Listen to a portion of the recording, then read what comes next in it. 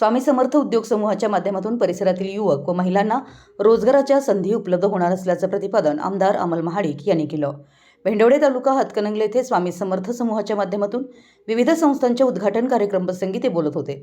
उद्योगपती अमोल निकम आयोजित कार्यक्रमात बोलताना त्यांनी सांगितलं की ग्रामीण भागातील बेरोजगारी कमी करण्यासाठी स्थानिक पातळीवर उद्योग उभारणं अत्यंत गरजेचं आहे।